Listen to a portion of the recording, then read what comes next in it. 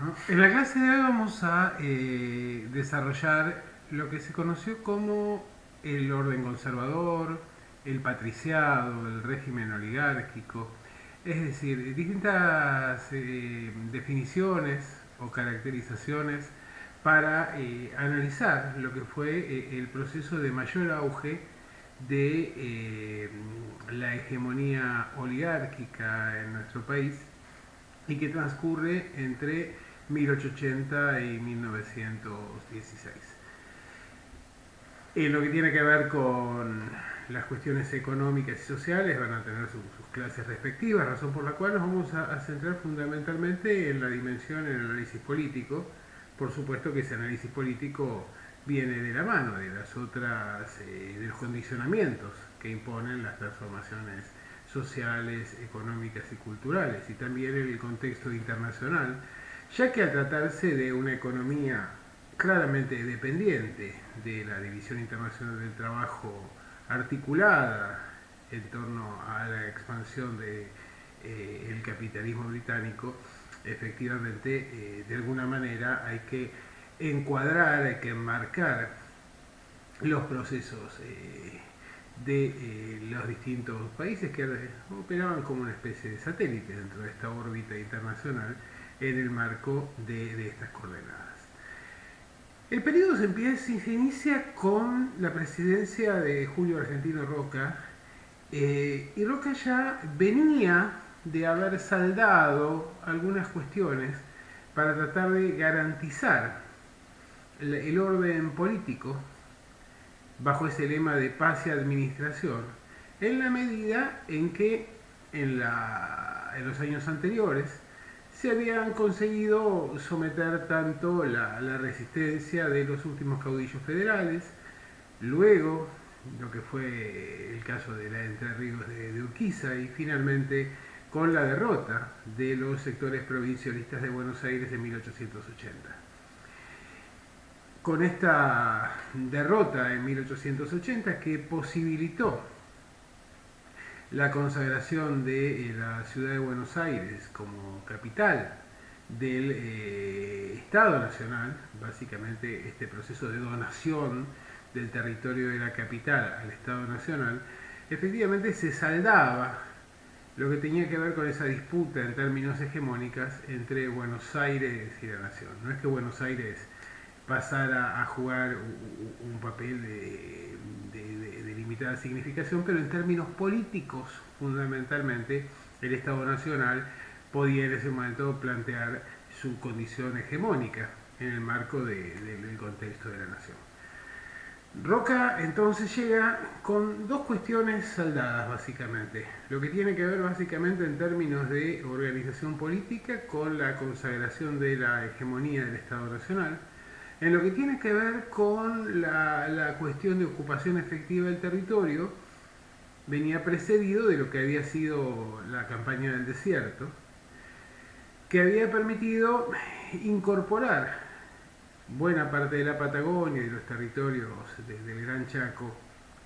dentro de la órbita del Estado Nacional, efectivamente en el marco de un proceso de liquidación de los derechos y también en un proceso de verdadero genocidio, tal vez más cultural que efectivo, si consideramos el número de víctimas, pero en términos culturales efectivamente lo que se impone es la nación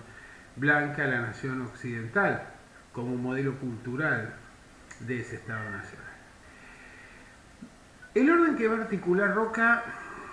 va a ser una especie de verdadero mecanismo de relojería que se va a sostener sobre una serie de variantes. La primera tiene que ver con la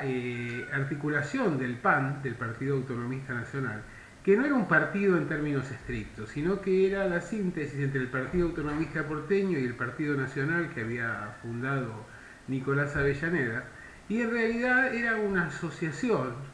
una especie de confederación oligárquica liderada desde el Estado Nacional, en el cual se llevaban adelante una serie de contraprestaciones, acuerdos y consensos entre las oligarquías de las provincias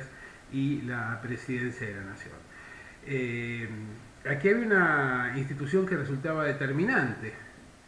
en términos del reparto de funciones y en lo que tiene que ver con la consolidación de las alianzas, que era el colegio electoral. Cada provincia elegía electores a presidentes y luego en ese colegio electoral se negociaban cargos, se negociaban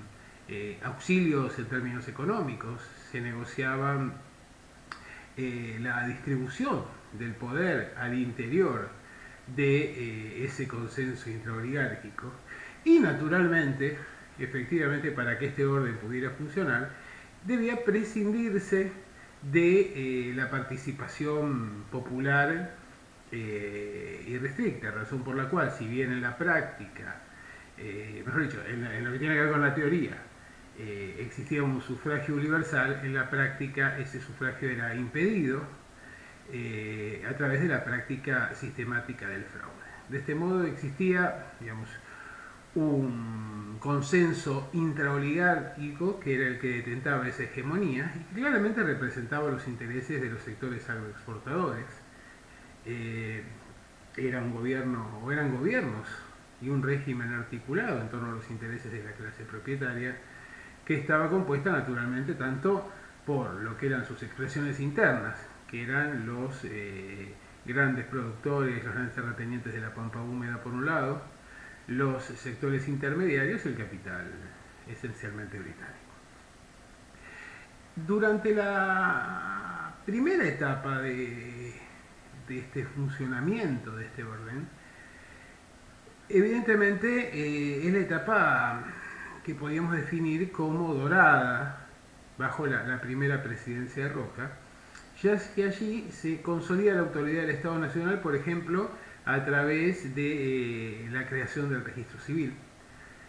la ruptura de las relaciones con el Vaticano, y fundamentalmente la asunción del Estado de una serie de funciones que tenían que ver con nacimientos, casamientos, muertes, el registro de la actividad civil en su conjunto, que estaba hasta ese momento en manos de la Iglesia y que ahora es asumida por el Estado Nacional. También vamos a ver que hay una preocupación por empezar a definir cuestiones territoriales en términos de conflictos limítrofes, con el caso de Chile o con el caso de Brasil esencialmente. Y también vemos que hay un juego muy interesante en lo que tiene que ver con este reparto de poder, a través de un mecanismo que permitía una rotación de cargos entre ministerios públicos, gobernaciones y Senado. Hay que tener en cuenta que el Senado jugaba, y de alguna manera lo sigue jugando hoy en día, aunque digamos, en ese momento era todavía mucho más evidente, era una especie de foro en el cual los senadores eran prácticamente, y así se definían, como embajadores de sus provincias, razón por la cual lo que intentaban era gestionar y obtener la mayor cantidad de beneficios posibles. Era una política que excluía a la gran mayoría de la sociedad, no solo a través del fraude, sino porque tenía claramente definida una naturaleza de clase, ¿no? Y de pertenencia de clase esencialmente. Y además había un proyecto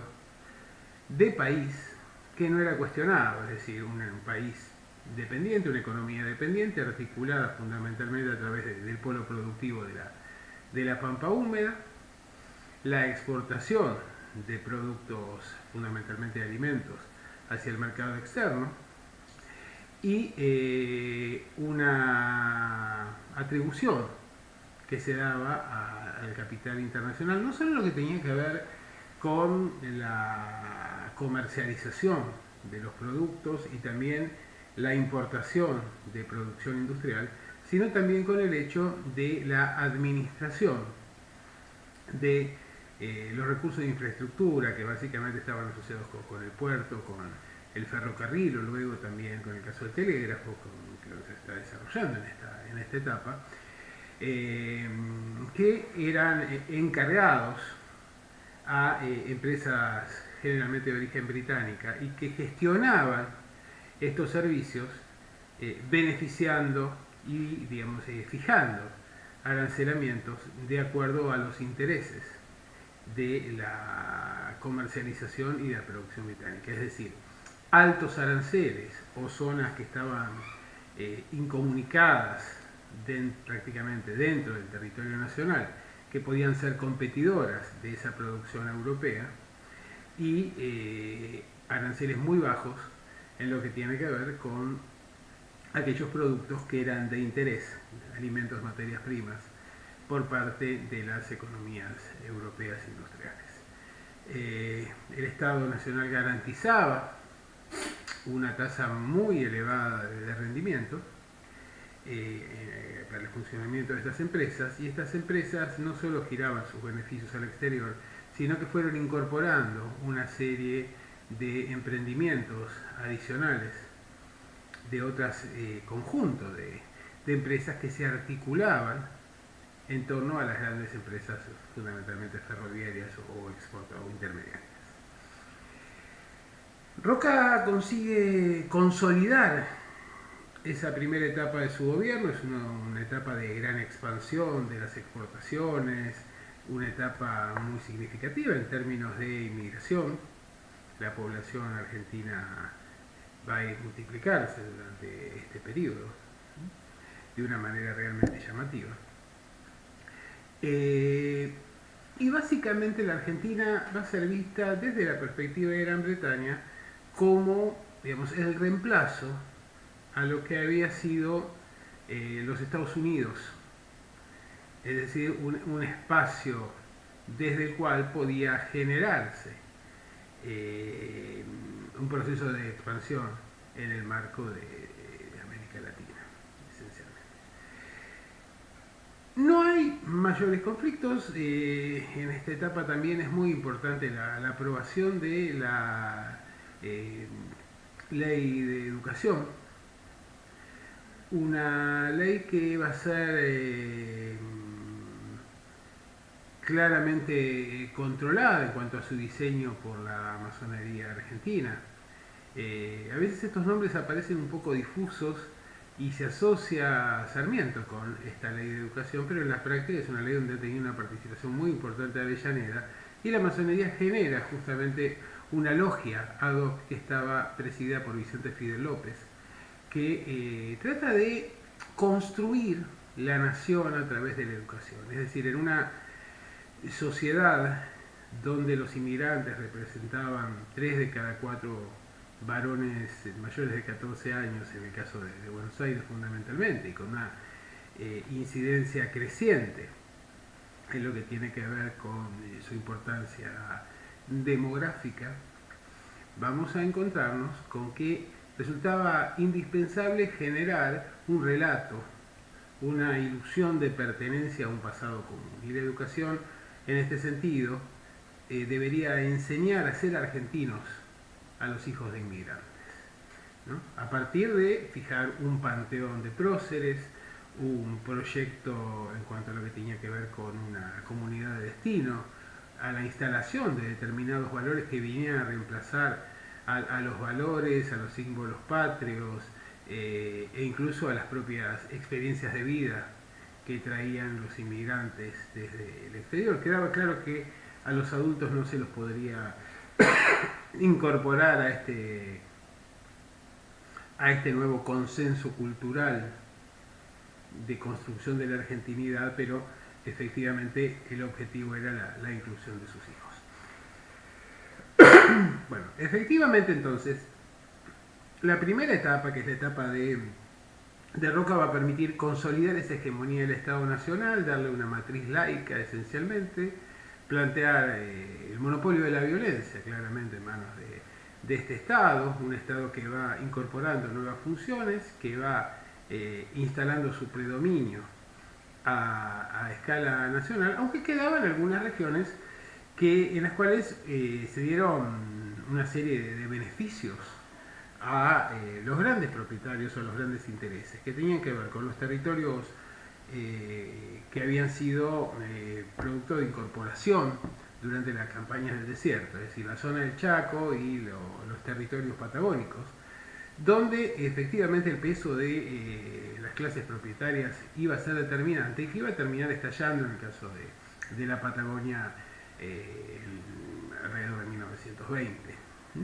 pero en estas empresas que se iban generando en esos territorios nacionales incluso circulaba una moneda propia, moneda que tenía que ver o que era emitida por la propia empresa que, digamos, proveía de los servicios, fijaba los niveles salariales, establecía las condiciones de explotación de los trabajadores. Es decir, básicamente se generaban, digamos, pequeños microestados privados que eran tolerados por este Estado Nacional, que estaba preocupado más que nada por garantizar la producción y el flujo de bienes de la pampa húmeda hacia el exterior, y por el contrario la incorporación de productos industriales al mercado argentino.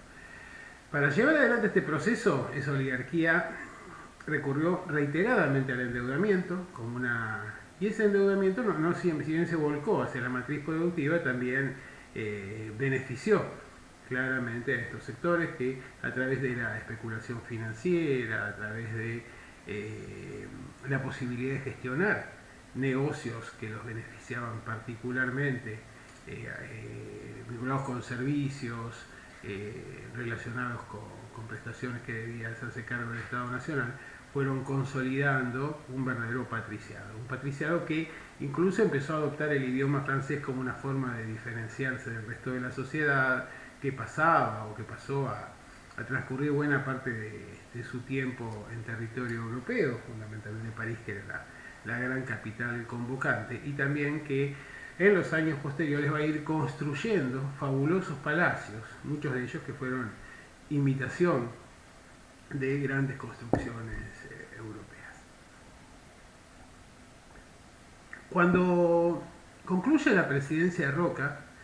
podemos decir que el Estado Nacional estaba consolidado, que el gobierno era sólido, un sistema que funcionaba entonces a partir del instrumento del fraude, que tenía una instancia de reparto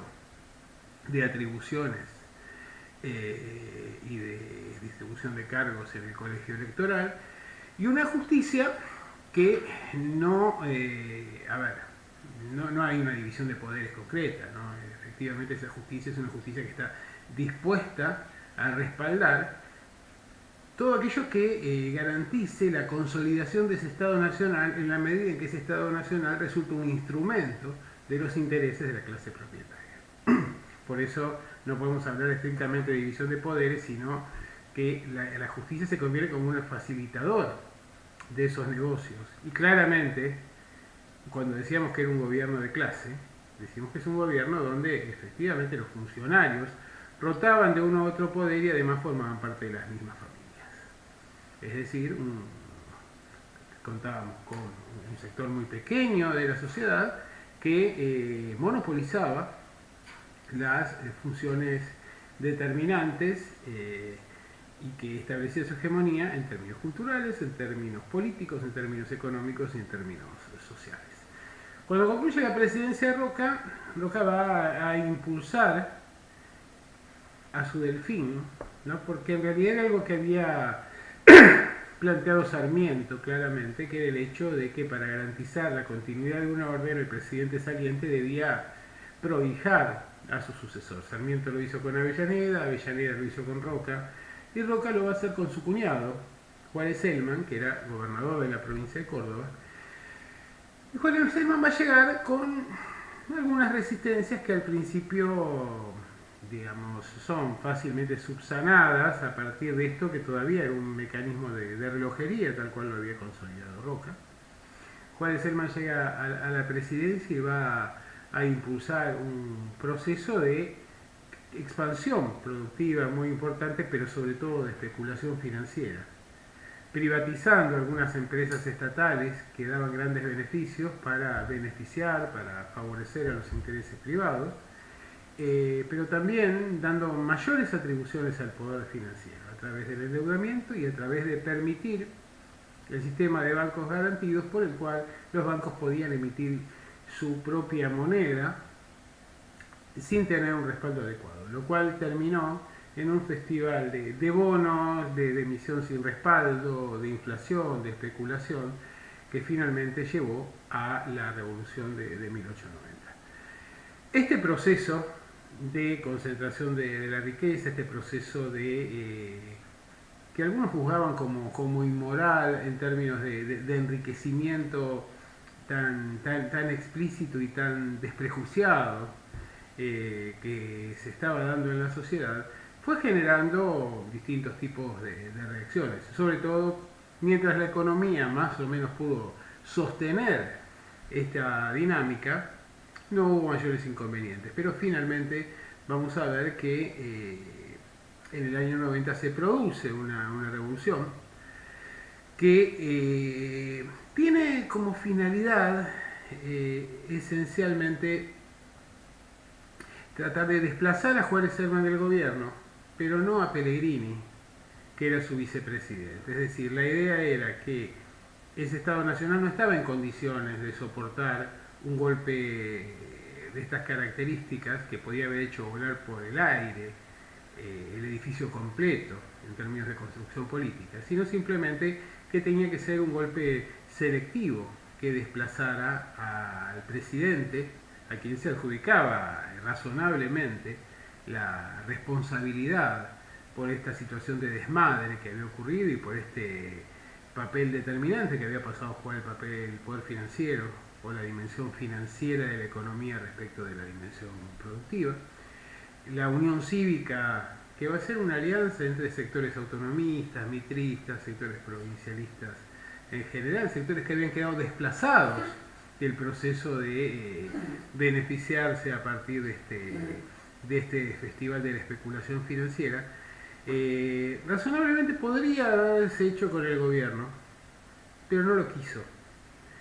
Y vamos a ver que existe una alianza entre conspiradores,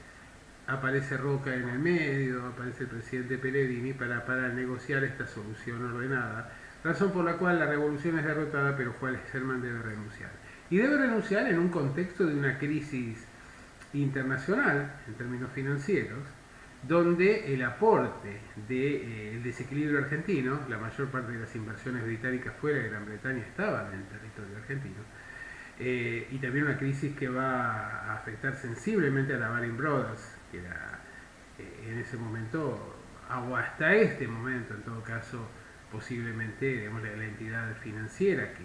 estaba asociada en mayor medida a todo este proceso de expansión británica. En ese contexto entonces de endeudamiento, de inflación, de caída de la recaudación y de graves tensiones sociales, es que vamos a ver que asume la presidencia Pellegrini. Y Pellegrini va a recurrir a la figura de Vicente Fidel López como ministro de Hacienda, como para tratar de ordenar la economía a partir de los recursos que conocemos, ¿no? Que van desde la baja del salario, la suspensión de la obra pública, el tema de tratar de renegociar la deuda externa y evidentemente implicando un costo muy significativo sobre la gran mayoría de la población que no había tenido nada que ver en todo ese proceso que había llevado a esta situación de colapso. Nada que nos sorprenda, por otro lado, algo que es digamos, una regularidad constante en la historia nacional argentina. Gracias a la gestión de Vicente Fidel López, la economía empieza a generar un punto de inflexión y nuevamente vamos a ver que los años posteriores son años de nuevo crecimiento económico, de expansión de las inversiones, de expansión de las vías férreas y demás. Ahora, el problema era que Pellegrini es un presidente que no tiene la fortaleza suficiente porque evidentemente la influencia de Roca sigue siendo determinante, ha sido el articulador de ese orden, ha sido el que ha impuesto a su sucesor en su momento, ha sido el que finalmente selló el acuerdo político para desplazar a su cuñado, el presidente que había alcanzado en algún momento cierta capacidad de diferenciación y aspirado al unicato, a ser el jefe único del PAN, pero que luego evidentemente se diluyó absolutamente esta construcción política de Juárez Herman. Y Roca va a hacer un acuerdo con Pellegrini. La situación de la Revolución del 90 había permitido generar distintas facciones políticas, ¿no? Teníamos un sector modernista que impulsaba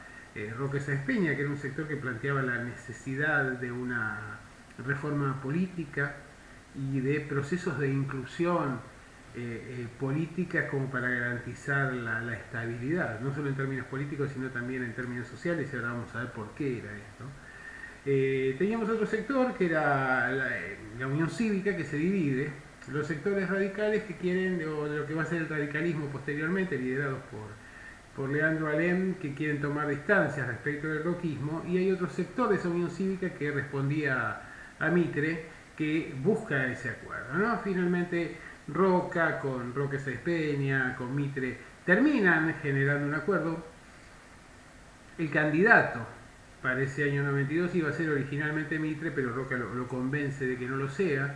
La otra alternativa era Roque Sáenz Peña, pero Roca estaba en desacuerdo con el programa de Sáenz Peña, lo que tenía que ver con, digamos, el hecho de generar un proceso de inclusión política y de reforma política sobre el orden que él había diseñado. Y por esta razón va a proponerle la candidatura a Luis Sáenz Peña, al padre de Roque Sáenz Peña, como para, por un lado, sacarse de encima a Mitre a través del acuerdo político, y por el otro lado, sacarse de encima a quien era un reformador a ultranza en términos de la competencia política de la época. Al presentarse la candidatura de Luis Sáenz Peña, Roque Sáenz Peña decide irse al exterior. Luis Sáenz Peña llega a la presidencia, es un presidente absolutamente incapaz, es un presidente que no tiene poder propio, que ha sido una figura que ha sido designada simplemente para evitar que se disparara un proceso de reformas con la llegada de su hijo, y que si bien en términos económicos la economía argentina va a ir creciendo de la mano del proceso de expansión capitalista, y se van a incrementar la inmigración, se va a incrementar la producción, las áreas sembradas y demás, en términos políticos, realmente el hecho de tener, digamos, una especie de papa negro o de un líder sólido que no ejerce la primera magistratura genera siempre ruidos y alteraciones. ¿Con quién se negocia? ¿Se negocia con el presidente o se negocia con el líder político? Y ahí normalmente el que sale perjudicado es ese orden político que, digamos, se ve cuestionado, y la figura presidencial. Por esta razón, Sáenz Peña va a abandonar la presidencia para el año fines del año 95, y quien va a asumir en ese momento va a ser José Evaristo Uriburu. Uriburu era el vicepresidente con más muñeca política, consigue llevar adelante una relación bastante cordial con Roca, sobre todo al garantizarle a Roca su acceso a la presidencia en el periodo posterior. Entonces, efectivamente, digamos, Roca respalda este orden sin generar demasiadas controversias, a condición de ser el candidato en número puesto para las elecciones posteriores, y así lo va a conseguir para el año 98. Del 98 a 1904 nuevamente vuelve Roca, y con Roca vuelve naturalmente una figura determinante, una figura relevante dentro del escenario político argentino, que descolla claramente respecto del resto de todo este periodo, ¿no? Más allá de las caracterizaciones o de las opiniones que puede generar cada uno, ¿sí? Pero Roca evidentemente consolida nuevamente la figura del Estado Nacional, recompone las relaciones con el Vaticano, consolida y evita una alternativa de guerra cierta con Chile. Pero estos cimbronazos que se habían sufrido desde la Revolución del 90 en adelante habían dejado a la Argentina en una situación de bastante debilidad. De hecho, se había producido en el año 93 un hecho que fue importante, que fue una revolución de radicales, que luego van a componer la Unión Cívica Radical,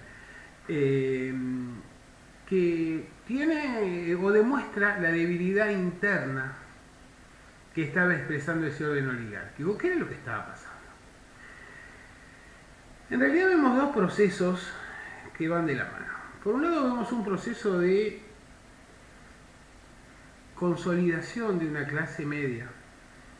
que era producto de las características que había adquirido la Argentina en cuanto a su rol dentro de la órbita de la División Internacional del Trabajo. Al importar productos industriales y exportar alimentos, y materias primas, fue necesario generar una burocracia, tanto estatal como privada, que se encargara desde las tareas de desempeño en términos de docencia, como lo que tenía que ver con la administración de todo el segmento comercial. Esta clase educada evidentemente veía la contradicción entre los derechos consagrados en la Constitución y los que eran efectivamente aplicables en la realidad, y también en buena medida, digamos, pretendía tener una mayor participación en términos políticos para poder negociar, para poder incrementar sus beneficios, su protagonismo en términos económicos y en términos políticos. Por un lado vemos que esas clases medias van a empezar a articularse claramente a través de dos fuerzas o dos partidos políticos que van a tener un programa, y es la primera vez que tenemos partidos políticos con programas, partidos políticos, digamos, al menos en la pretensión, más modernos. Por un lado tenemos la creación del Partido Socialista en el año 95, un Partido Socialista que, digamos, tal vez en lo que tenía que ver con sus aspiraciones de igualdades civiles, tenía una pretensión social mucho más importante, pero en términos económicos no dejaba de ser un partido predominantemente escindido de esas clases propietarias, razón por la cual sostenía el libre cambio, lo cual impedía o perjudicaba notablemente la posibilidad de la creación de una clase obrera y sobre todo de un sector industrial que diera vida a una clase obrera. Por el otro lado tenemos a la Unión Cívica Radical, que ya muerto Leandro Alem, algunos dicen que su suicidio se produce con cierto grado de veracidad, y de hecho su carta póstuma lo expresa, a partir de su decepción respecto de lo que habían sido las actitudes de su sobrino Hipólito Yrigoyen, ¿no? Alem tenía una posición mucho más confrontativa respecto de la oligarquía y del orden político, e Yrigoyen tenía un discurso confrontativo que se combinaba con prácticas negociadoras, ¿sí? Es decir, de alguna manera va a imprimir este fenómeno bifronte que va a ser el radicalismo a lo largo de su historia, donde tiene generalmente un discurso progresista y preocupado en lo social, pero lo que tiene que ver con las líneas de acción política va a buscar permanentemente la negociación con las clases propietarias. Decíamos entonces que la sociedad se va a ir complejizando. Las clases medias van a empezar a tener su expresión, crecientemente van a ir participando no solo de la enseñanza media, sino también de la enseñanza universitaria,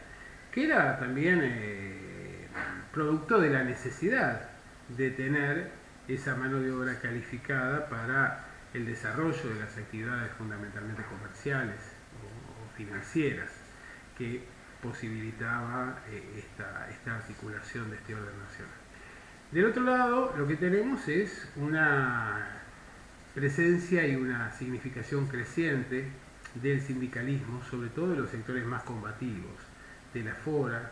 primero FOA y luego FORA, donde el anarquismo va a tener un papel determinante, y la huelga general por tiempo indeterminado va a ser la herramienta clave. El anarquismo planteaba como, digamos, una ruptura absoluta en términos de negociaciones con el Estado, al cual consideraba como un instrumento, razonablemente, un instrumento de acción de las clases propietarias, y por esta razón la estrategia, digamos,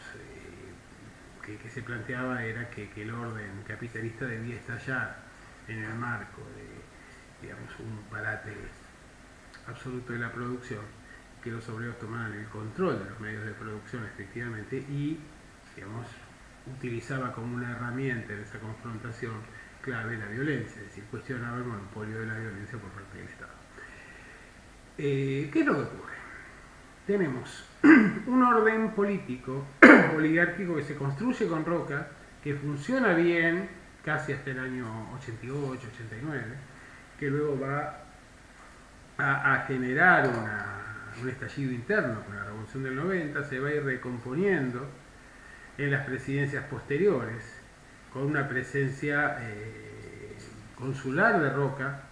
pero que donde ya empiezan a aparecer otras vertientes. Y sectores que llaman la atención respecto de la necesidad de dar o de llevar adelante un proceso de reforma política que permita ir incluyendo o ir ampliando los derechos de las clases medias para evitar revoluciones como esa del año 93, como la del año 95 o como la que se va a dar luego en 1905, que son revoluciones que están orientadas en contra del fraude y básicamente por una clase media que lo que pretende es tener una mayor participación política, ser escuchada y poder gerenciar sus intereses a través del sistema institucional. De ese modo, si se incluyen a las clases medias, que era lo que planteaban los reformadores, se puede llevar adelante una política de represión como la que se lleva a cabo durante esos años sobre el movimiento obrero que se está organizando, pero sin correr el riesgo de que simultáneamente se deba afrontar la amenaza de la revolución de las clases medias y la amenaza de la revolución socialista, comunista, anarquista de parte de la clase trabajadora organizada. Entonces, Roca está absolutamente en contra de esto, de ampliar ese universo oligárquico. Roque Sáenz Peña, por el contrario, ya desde los años 90 viene planteando la necesidad de hacerlo, y por eso esta acción de Roca, este pase de magia de colocar a su padre en la presidencia en el año 92 para dilatar ese proceso de ampliación. Y básicamente es oligarquía que se siente dueña de la situación y que impulsa el instrumento de la represión sistemática frente a los conflictos sociales y laborales. Pensemos que la intervención del Estado en los conflictos laborales consideraba a las medidas de fuerza que estaban prohibidas como atentados a la propiedad, y que tenía la competencia para resolver esos conflictos era el jefe de policía, ¿no? Y la manera en que resolvía el jefe de policía estas cuestiones era a través de la aplicación de la violencia explícita.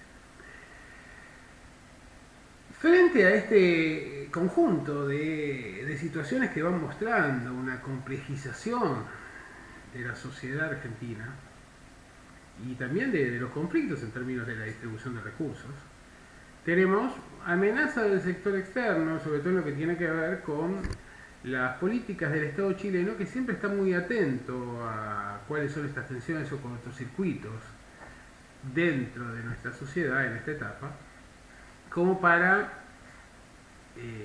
fortalecer, como para tratar de llevar a cabo sus pretensiones sobre el territorio patagónico fundamentalmente. Y esta situación es una situación de gravedad porque en el marco de esta inestabilidad que se ha vivido en los años 90, la Argentina ha descuidado su equipamiento militar, ha visto divididas sus fuerzas armadas a partir de los levantamientos de las revoluciones radicales, porque las revoluciones radicales de alguna manera mostraban el conflicto al interior de las instituciones y al interior de aquellos que respaldaban ese orden.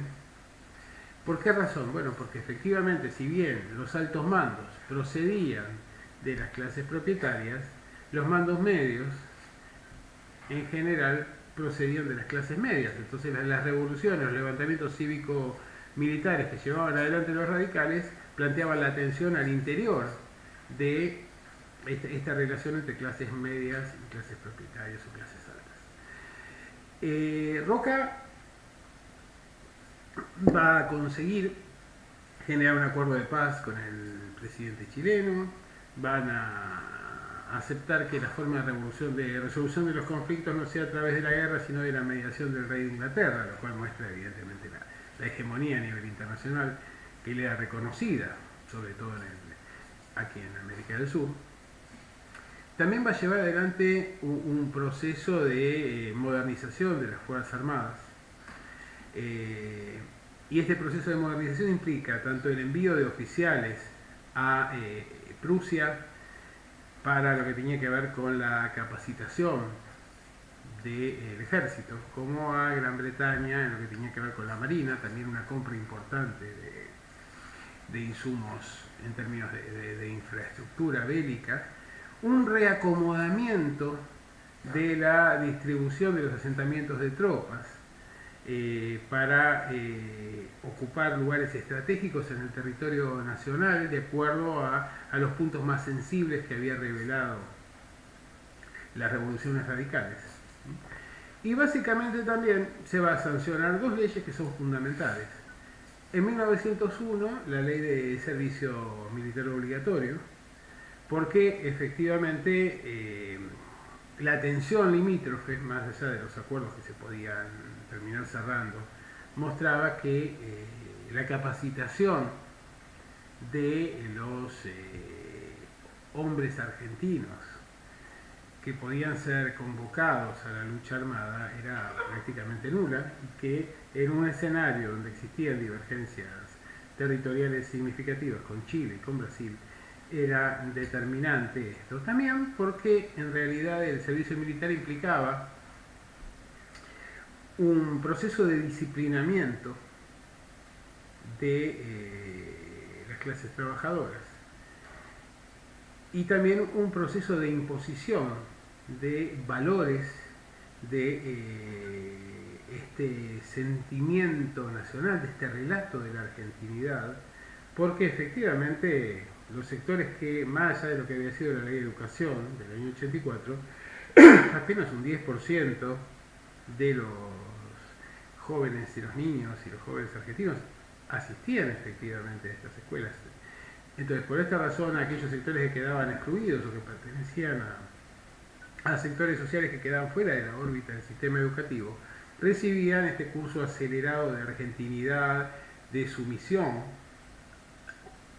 a los intereses de la clase propietaria y naturalmente a la naturalización de la desigualdad. Lo otro que va a ser importante también va a ser la sanción de la ley de residencia. Evidentemente, más allá de lo que fue la represión,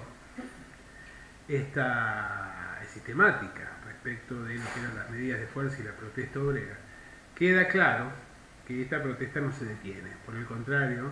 el incremento de la inmigración, que era, digamos, tan valorado en términos de expansión económica, tenía como contrapartida un incremento también de la protesta social. A partir de la sensible desigualdad, de las condiciones de explotación, de la falta de vigencia de los derechos consagrados en la Constitución para la mayoría de los argentinos. Y efectivamente las tensiones sociales se fueron incrementando.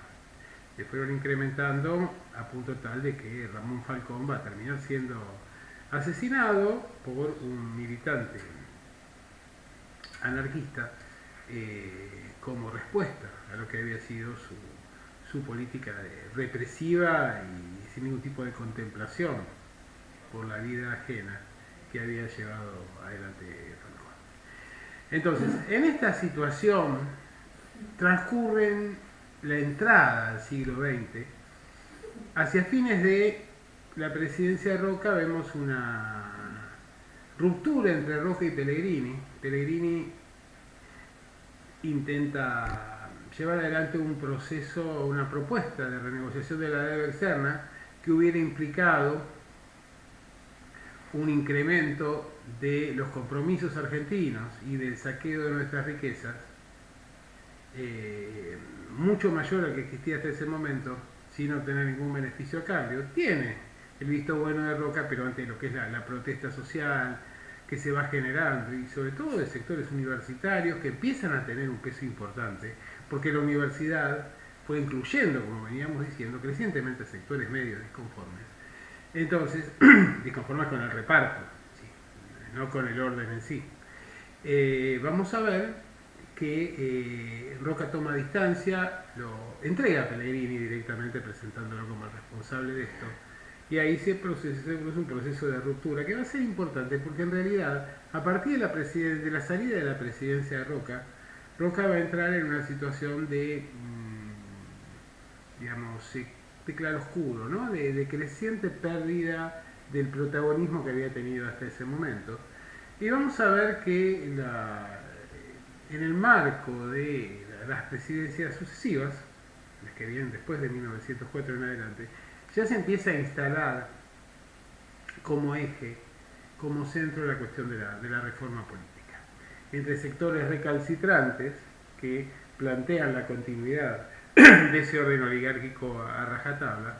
y otros sectores que son más proclives a ese proceso de reforma política, de inclusión. Tenemos algunos antecedentes a fines de la década del 90 con la elección por circunscripciones que se va a dar en 1902, y esto es interesante porque llega un primer diputado socialista, que es Palacios, ¿no? El problema es que Palacios llega con los votos del roquismo a desempeñar esto, porque ese socialismo en realidad era un aliado natural de los sectores conservadores en contra de lo que era la fuerza política competidora dentro de las clases medias, que era la Unión Cívica Radical. Entonces, de ese modo, vamos a ver que va a llegar a la presidencia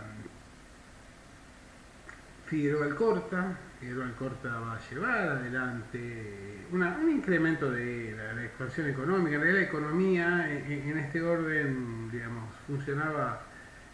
casi a control remoto, y en realidad las gestiones del Estado tenían que ver con la distribución intraoligárquica de los beneficios que iban generando las nuevas actividades. Ha habido un proceso de renovación en términos de las exportaciones. Primero hemos pasado de la etapa de predominio del lanar a la etapa de predominio de los cereales, luego a la etapa de predominio de la exportación de carnes, esencialmente. La presidencia de Figueroa Alcorta va a marcar una pérdida del estrellato de Roca, un poco por el deterioro de tantos años de gestión, el avance en su ciclo de vida, y también porque se van generando divisiones al interior de esos espacios oligárquicos, y también el producto de la aparición de nuevas fuerzas políticas y sindicales, producto de la complejización de la sociedad, que en realidad nos muestran que la década, es decir, que va el momento de la Argentina de arribo al centenario, nos muestra una sociedad muy diferente a lo que había sido la sociedad de 1880, en la cual había asumido la presidencia de Roca.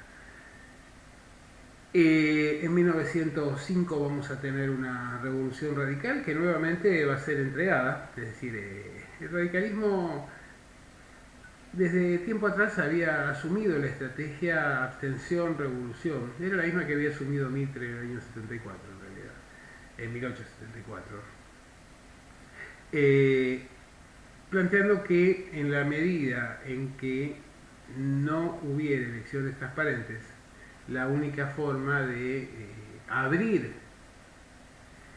el régimen para instalar lo que se denominaba la pureza del sufragio pasaba por la vía armada. Pero en realidad el radicalismo no aspiraba a llegar a la revolución, al gobierno a través de la revolución, porque su programa era la Constitución, como había definido Irigoyen. Por eso lo que trataba era de generar las condiciones, golpear y negociar, ¿no? Es decir, básicamente generar situaciones en las cuales se demostrara el poderío propio como para tratar de cambiar las reglas de juego en términos del sistema político.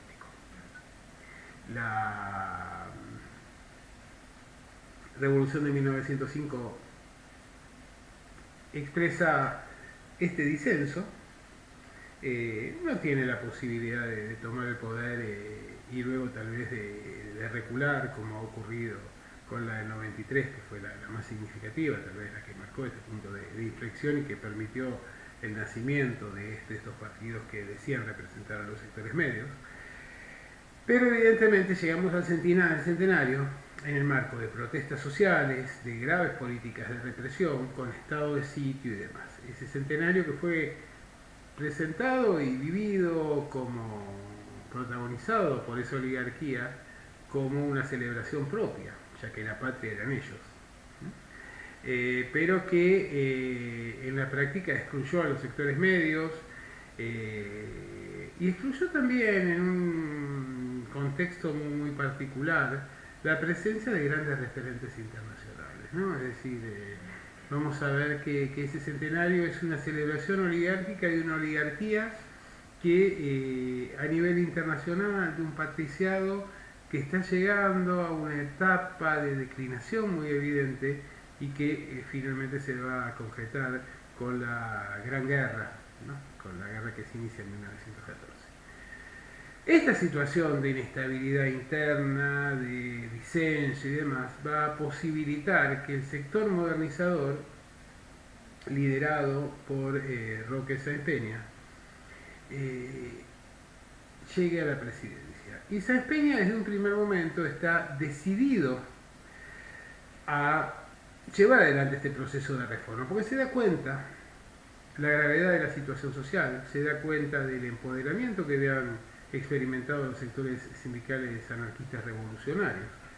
porque se da cuenta que el contexto internacional ha cambiado y se da cuenta también del poderío de esas clases medias. Entonces pretende recurrir a lo que fue la reforma británica de 1832,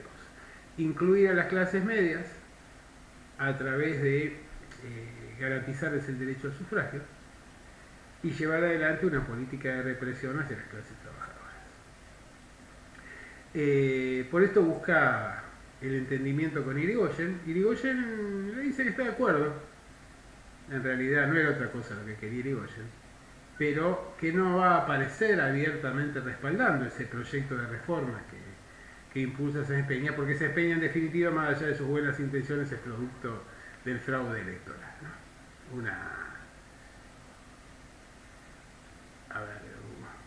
Una síntesis o una definición que es característica del radicalismo, ¿no? Es decir,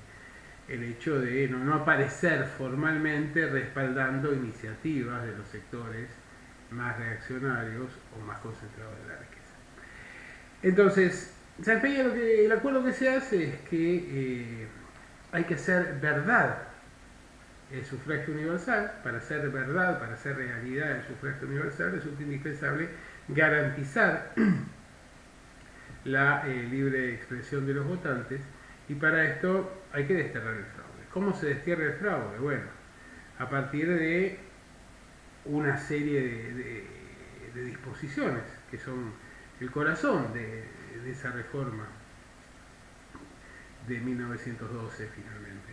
que tiene que ver, por un lado, con que para eliminar el fraude hacía falta abrir las urnas al conjunto de la sociedad. Si hasta ese momento había elecciones por padrón, los ciudadanos debían ir a inscribirse en un padrón que tenía una duración generalmente de 4 años. Había padrones diferenciados para las elecciones municipales, nacionales y provinciales. Y luego el hecho de aparecer en el padrón exponía a aquellos que no tenían la espalda política propia de su origen social a sanciones de todo tipo, agresiones físicas y demás. Por esta razón, entonces, era peligroso el hecho de figurar como elector en ese padrón. Por eso se decide reemplazar. De ese modo votaba alrededor del 10 o el 12% de la población, que era fácilmente controlada por este andamiaje, por estos mecanismos de control oligárquico. Pero si el conjunto de los inscriptos en el padrón estaban, o se le garantizaban las condiciones para el ejercicio sin sanciones del sufragio, era imposible implementar el fraude. Esa dirigencia, que ni siquiera constituía un partido político a nivel nacional, sino que era una alianza intraoligárquica, no tenía los medios, los elementos para garantizar el fraude si se ampliaba la base electoral que ejercía efectivamente el sufragio. Por eso el acuerdo va a ser utilizar el padrón militar, el padrón del servicio militar obligatorio, en el cual eran incluidos los argentinos llegados a la mayoría de edad. La segunda cuestión tenía que ver con garantizar aún más que no se practicara el fraude a través de preservar la identidad del votante. Por esta razón se va a implementar la cabina aislada, como se lo llamaba en aquel momento, o el cuarto oscuro, como lo llamamos posteriormente, que garantizaba el anonimato del votante. El sufragio universal ya había sido reconocido, aunque no las condiciones para su ejercicio, por la Constitución del año 53. Ahora lo que se generaba era esto, es decir, voto masculino, ¿no?, obligatorio y secreto. ¿Por qué obligatorio? Porque en realidad, si, digamos, se utilizaba el padrón electoral, pero no se le confería esta condición de obligatorio, la mayor parte de los ciudadanos no iba a querer participar, simplemente apelando a la experiencia de la violencia que se ejercía, que ya lo vemos desde los tiempos de Martín Fierro, ¿no? Bueno, mucho antes tal vez, pero que claramente queda consagrado ahí cuando Martín Fierro no cumple la orden del juez de paz y termina perdiendo su identidad, su familia, sus bienes y básicamente debe marchar a la frontera, ser sometido a todo tipo de violencia y luego abandonar la civilización blanca. Esta situación, esta aprobación de la ley, que es lo que va a alegar a Sáenz Peña, luego va a morir y va a terminar Victorino de la Plaza su gestión, marca claramente un punto de inflexión. Se empiezan a ver los resultados en las elecciones ya de 1912, luego en 1914, donde el radicalismo empieza a participar y a tener resultados importantes en términos de instalación de legisladores en las cámaras. Pero llega la prueba de fuego, y la prueba de fuego se va a dar en 1916. Y esa prueba de fuego de 1916 viene en un contexto muy particular, que es el contexto de la Gran Guerra, ¿no? Una situación que generó graves descalabros, que afectó a la economía argentina y a los ingresos públicos a partir de la caída de las importaciones y básicamente del retiro de buena parte de las inversiones extranjeras, pero que también fue generando las condiciones para un proceso de sustitución de importaciones. La gran pregunta que se hace esta oligarquía, los sectores más reaccionarios, es si ellos deben mantener esta decisión de Sáenz Peña o si deben tratar de forzar una vuelta atrás, sobre todo en un contexto donde está redefiniendo el orden geopolítico a escala mundial y no quieren que la primera magistratura esté en manos ajenas. Sin embargo, esa oligarquía no es uniforme, esa oligarquía tiene diferencias internas, no consigue articular ni siquiera un propio candidato, un único candidato en común. Por esa razón vamos a llegar a la elección del año 16, y esa elección del año 16 va a ser definida en el colegio electoral por apenas un voto más del necesario, como para consagrar a Irigoyen como presidente. Y de este modo, la ley Sáenz Peña permite que una fuerza política que había cuestionado las reglas de juego de ese régimen termine accediendo a la presidencia. Luego veremos cómo es bueno, dejaremos un poco abierto, ya que excede al marco temporal de la materia, pero evidentemente de alguna manera ahí se plantean contradicciones, se plantean tensiones al interior de la oligarquía y también su escasa disposición a permitir gerenciar libremente el Estado al gobierno nacional por parte de un partido y sobre todo de un candidato más que de un partido, porque en realidad los cuestionamientos son más por Irigoyen, por su pasado como comisario en el barrio de Balvanera, como promotor del fraude electoral, como luego impulsor de revoluciones a las cuales deliberadamente trataba de hacer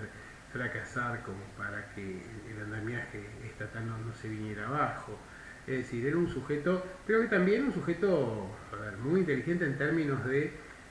la generación de una organización política permanente, es decir, la Unión Cívica Radical funcionaba todo el tiempo a través de una serie de comités que le daban un tejido capilar a lo largo de la geografía, bueno, aparte de la geografía nacional, y también el hecho de que esos comités iban generando prestaciones sociales que de alguna manera competían, tanto con lo que el Estado no hacía, con lo que sí trataban de hacer algunas organizaciones sindicales, como era la prestación de atención médica o de cursos de formación de oficio, formaciones culturales.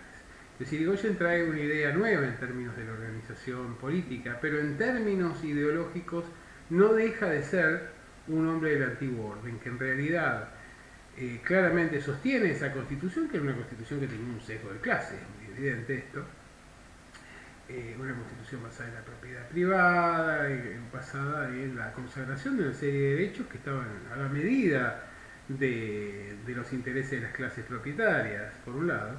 y al plantear que su programa es la Constitución, Irigoyen define una matriz conservadora en términos de programa político y solo se preocupa por modificar el reparto de la riqueza, dándole la posibilidad de acceso a las clases medias y a algunos sectores sindicales con los que tenía cierta llegada. Es decir, no cuestiona el tema de fondo, que es la propiedad,